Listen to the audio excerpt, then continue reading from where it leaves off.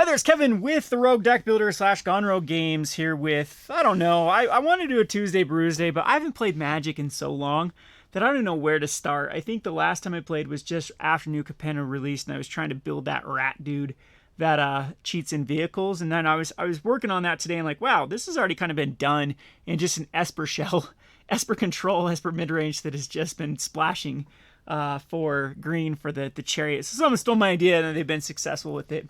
And so I'm just at a loss of where I should go. If I should try building in Pioneer, trying to build in Modern. I don't know. Your suggestions in the comment section below of what you like to see for good old... I had a fan from, I think it was like 5 years ago, that came back and was like, hey, I just got back into Magic, and where's your content? I'm looking for some off the beaten path decks, and I see you don't make content anymore. And it kind of made me nostalgic for that good old days when I used to work for Cool Stuff / Gathering Magic and do kind of the rogue brews. So I'm not even sure if people still have a kind of an appetite for that anymore. If I've just kind of fallen off of relevance for my gameplay. Why do people even still view my channel? I don't know. I've kind of let it die. Moved on to other things in life, and one of the things that I moved on to is here at the store. The store's just successful now, so I started putting my energy more into that and running the Patreon and interacting with people, the business side. I guess maybe I just kind of grew up and got into that sort of stuff, but I do eventually, I know I say that like a broken record, want to get back into building decks and find my roots again with the Rogue Deck Builder. I think it'd be fun to take a trip down memory lane and see what I can do in today's day and age. Another reason why I haven't been doing Rogue Brews as much, as I've explained multiple times on this channel, it's just not as viable. I think that Wizards has just picked winners and losers in sets, and it's just a lot harder to brew than it used to be. Again, not quite sure if that's the case in the current meta. Haven't played for a long time in Magic the Gathering Standard or even played Arena. Haven't even logged into Arena for quite some time. So anyway, I want to show you what it's really like to work at a game store as a store owner. So this has been my life lately. We have had a ton of collections come in, and that's a bad sign. That is a very bad sign with Magic the Gathering. Had a lot of people just sell their collection. I do like to buy bulk. I think bulk is pretty profitable if you pay the rates. You are paying for work. A lot of people always will kind of turn their nose up when I pay $4 per thousand currently. It depends. If I see a set that's like mostly standard, and here's a big warning sign too when you're buying collections, is if it's mostly sorted, and you can tell right off the bat if it's been kind of picked through. So this particular one was not. I've kind of got it semi-sorted. So there's a lot of basic lands I've already pulled out. So this whole section right here was basic lands. And there are some goodies though in when you buy bulk. Like you find a lot of stuff, especially this is the type of collection that I really like to find, is people that just like randomly buy packs. And then they just throw it in boxes. So, in fact, I think I've sorted this too much, but one of the things I also like to look for, yeah, this is semi-sorted. So I've already gone through this a little bit here because you can see there's like some Theros that's already been sorted, and M14 looks like it's together. But I wish I hadn't sorted it because I'd show you. One of the things I love to look for in a pack is like if that's still in order of how the cards were in the pack and they've just taken the rare out. I noticed that with a lot of collections I buy where people will just like, oh, they rifle through, take the rare out and throw all the rest of the cards in a box somewhere, and eventually they forget about it, and then 5 years later like, it's just taking up space, and then they come to me and sell it because it's not worthwhile to piece out uncommons and commons. Buy lists are still king. You really need to know what you're doing with selling uncommons and commons. You'll lose money on TCG Player or eBay or Amazon or all these other places you try to sell after the fees and after the shipping. A lot of times you don't end up making money on the low end cards, so you have to know buy lists, or like me, you have to have a store. So yeah, it looks like I've already kind of rifled through this collection. I just want to kind of show some of the cards that I look for. Things like Reclamation Sage, they have real world value, not a Gruul Guild Light. There's a hit right there, other than you can see it's bent on the corner with that Herald's Horn. So unfortunately, Herald's Horn is not going to be worth as much money as it's damaged on the corner. Unfortunately, that's what happens with a lot of uncommons and commons. Things like Hibernation, those actually have money, groundswells. This is exactly why I buy bulk though, because you can find cards like Rhythm Wild. Looks like I've semi like picked through this here and there and whatnot. So yeah, that is what I kind of look for. But even though these older sets too, there are cards that do have like real world value on buy lists from 5 cents to 10 cents. Eventually you can make your money back with you can't really go wrong with $4 per thousand unless it's been like picked through. Again, you're paying for work, but oftentimes you do end up making some nice little money back. Is elemental bond worth anything anymore? I can't even remember. So kind of one of my strategies. Ooh, look at that ball lightning, and if there's just an unstable forest, a couple foil lands or wasteland damping sphere is in here. Yeah, there's actually some cool stuff in here. Now I'm looking at it. One of the things that I like to do, I'll show you my strategy for then sorting cards, since we do this a lot. I like to turn the cards backwards, is what I like to do. And then you go by set symbol is a good way to do. Like one of the ways that I first sort is into piles of, I go Pioneer, Modern, Legacy, Specialty Sets, Standard. I think that's a good way, because if you try to sort in sets all at once, you'll be taking up the entire table. So if you can just get it down into lower piles. So this right now is all Theros. You know, throw Theros there. There we have a specialty set, so a specialty set would go there. Oh, I do M sets too, because typically M sets is a big enough pile to build it to be able to sort. So then we have a modern card. We have the Pioneer would still go there. So again, this would be specialty is what I'd put the Modern Horizons. Then modern era cards would go another pile. Then we have Pioneer. And I don't think this person is going to have much standard, because this was a player that used to play, quit playing, hasn't played for 3 or 4 years, and said, hey, these are collecting dust in my house. I want to get rid of them. I think this particular person also did sell off the majority of their expensive cards on like eBay or TCG Player, or buy listed them or something like that, and then realized it just wasn't worth their time, didn't have the expertise to try to, piece out some of the lower end rares and whatnot. And then of course the bulk was not lucrative for them as well. So again, we go M sets there, and just turn backwards. So yeah, this does look like it's been semi-sorted already from here. I remember getting this collection in, and we found this. I thought I had it all sorted, but then we found this box. So again, still like just put all the Pioneer. Like sometimes if I have a big pile of stuff, I'll just set it aside and be like, okay, it's already semi-sorted.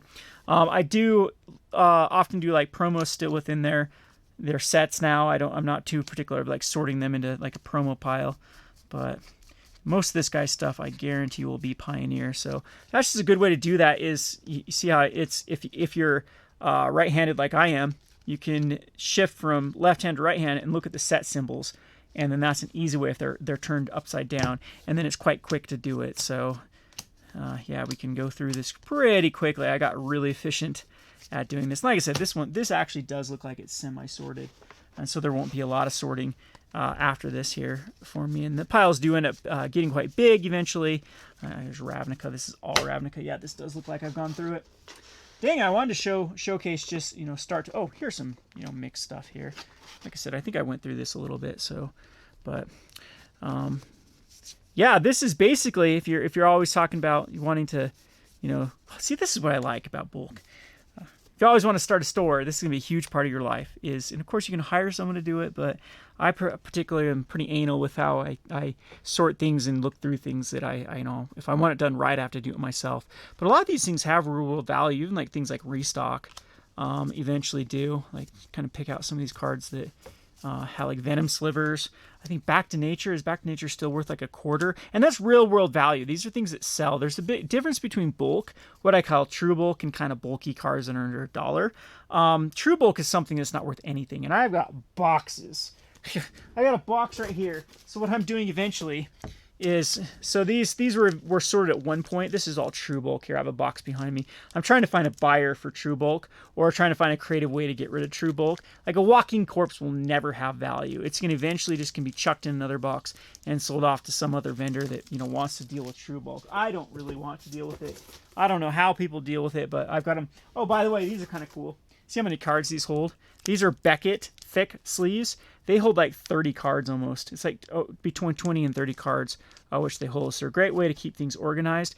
Eventually what you want to do, like again, I'm pretty anal with how I organize stuff. I don't want these cards just like loose. Eventually I want to, and you never know too when like a buy list actually wants something like this.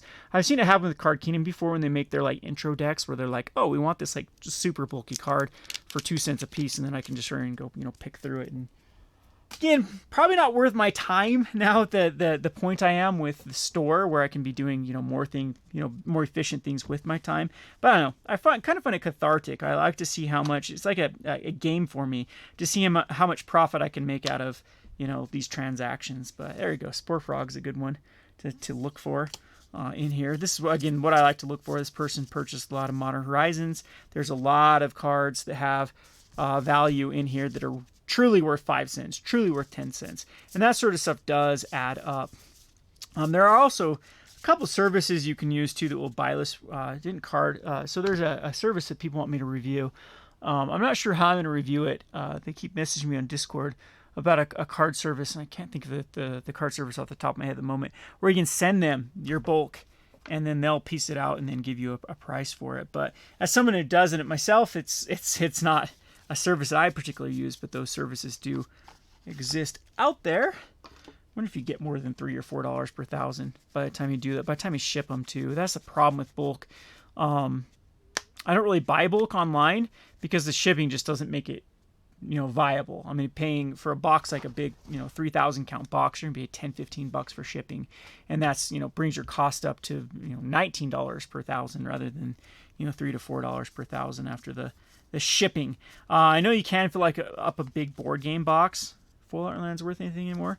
However, again, even at that rate, there we go. Peregrinations still worth like a quarter piece, right? Archetype Endurance, that sucker used to be worth something before it was reprinted in, was it Commander Legends? What was my train of thought here? I know Sunbonds are worth stuff. Those ones are kind of good from back in the day. Yeah, some good stuff in here. Ooh, Springleaf Drums. Those are like $1 or $2 a piece, right? That's what I like about bulk. Again, you can get really burned on this stuff, like people that pick through it and then just trying to find the an end place for their bulk as well. Kind of cool stuff in there. But I don't know. Would you guys like these type of videos where I kind of just, shoot the shit and talk about the store and about, what kind of questions? Maybe I should live stream this, and I don't know how much work I get done if I live stream and then look at comments and whatnot while sorting cards, because this is a huge. I try to do like an hour and a half a day of sorting cards, just so it doesn't build up, and we've let it build up way too much. I think I have right now. I have 7 5,000 count boxes, so I have 35,000 cards I need to go through.